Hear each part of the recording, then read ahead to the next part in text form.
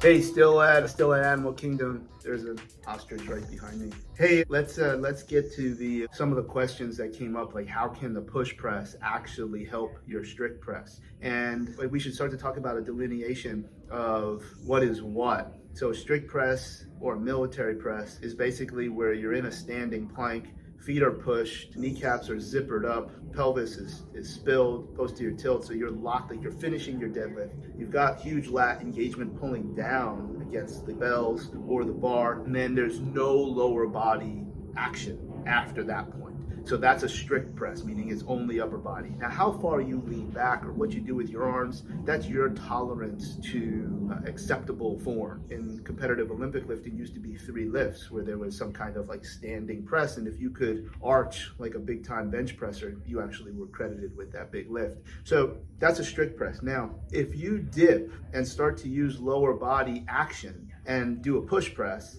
the push press can still be ruthlessly slow. It can be super, super slow, and you can still arch your back. A push press is just when you use something in the lower body. Even if you just pop up off your heels to get a little bit of action, you stay stiff in your knees and hips. Now, think of the push press as like an assisted strict press. It's an assisted military press. The language here always came from Pavel, came from Strong First, in how those two lifts would be similar. But the push press would still be a very, very slow grind where you are not obligated to go from the rack position all the way immediately to a lockout position. You can struggle. You could have one arm finished before the other in some kind of competitive environment, but any lower body action is going to make that a push press. And then a push jerk, or I guess you could do a strict jerk. Of course, there's split positions of where you land with your feet, but you're gonna dip, and the bar is so heavy that you have to drop down under the bar because you do have to go from the rack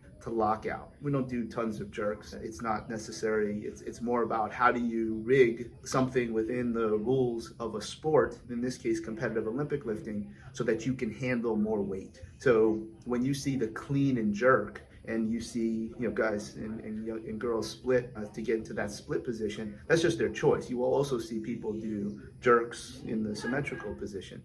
But as you dip down, the bar doesn't have to go as high when you're locked out. So the jerk position isn't terribly crucial, but you could use it. There's certainly no reason. And the jerk and push press can both become very, very useful to improve your strict press. It can even improve your seated strict press if that was something that you wanted to do.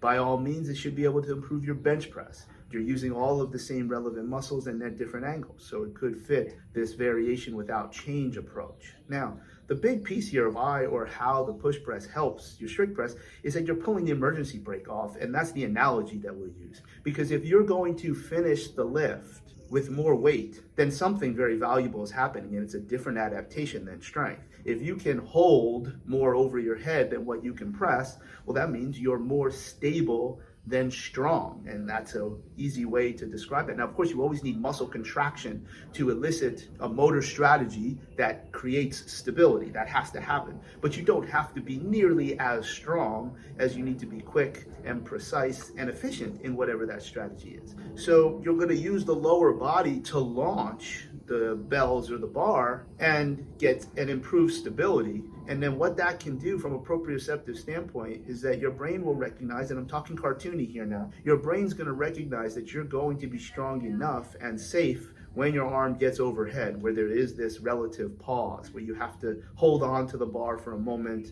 get your 3 white lights, etc. Now, if your brain recognizes that, it'll probably give you a little bit more motor unit recruitment, and you're training the dynamic effort method in a way to improve your maximal effort method. Those are some conjugate terms that you often see used in conjugate models like Westside. So now we have to go back to the push press and appreciate that when you drop down and dip, your launch position should be the strict press. So if we went into this super, super slow motion view of your push press, as you dip and before the bar launches, you look like you're starting the strict press. That's what absolutely has to happen. And we also need to go back to what I said earlier, where the bar can still move really, really slow. But what does have to happen is that the bar is going to be moving with only lower body activity. And that in itself can be something that you practice. Because in theory, when you're down in here and you've got this longest stretch in the most inefficient position than what you see in mid-range, you will not be nearly as strong. So you're going to practice to be super effective at your launch and your lower body dip to get the bar to move, to get the bells to move, get them to move. And then you summate your action on top of that passive action. And then all of a sudden you're able to get this assistance off the rack position, off of your chest. Very difficult to do this in bench press, without like you're not getting much out of that like you are in the standing position, but you could try it. And doing bench jerks is something also very, very useful. And you can also use a Smith machine. Use a Smith machine for some of the more explosive attempts. I've never really done that, but I don't think there's anything wrong with it. It's still a Smith machine, so I'll do whatever possible to not use it. But I just saw Steve Pulcinella, my how times have changed, where he was advocating, and he would always have used the Smith machine way back when, but lots of things, as one of the greatest of all time, get older. He had an Instagram post promoting the usage of the Smith machine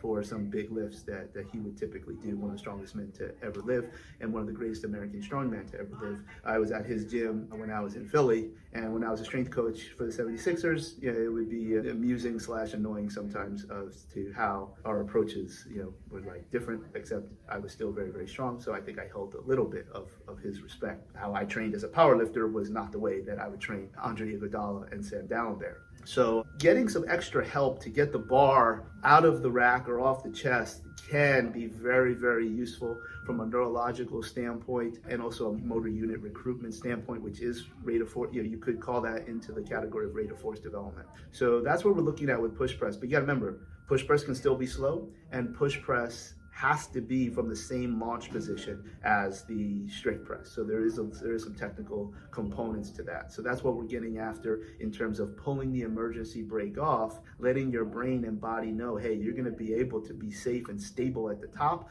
So let's get after it and just throw this thing. And of course, also maybe teaching somebody how to get out of town, where if you can't complete the lift and you don't arch your back, or even if you do and you still can't get it, how do you go backwards, you throw the bar forwards, and hopefully that environment is set up that way where it's safe and there's catches, or you can obviously dump bumper plates. Hopefully that all makes sense. And not back here at Animal Kingdom Lodge, but if anyone does see a leprechaun up in that tree, say yeah.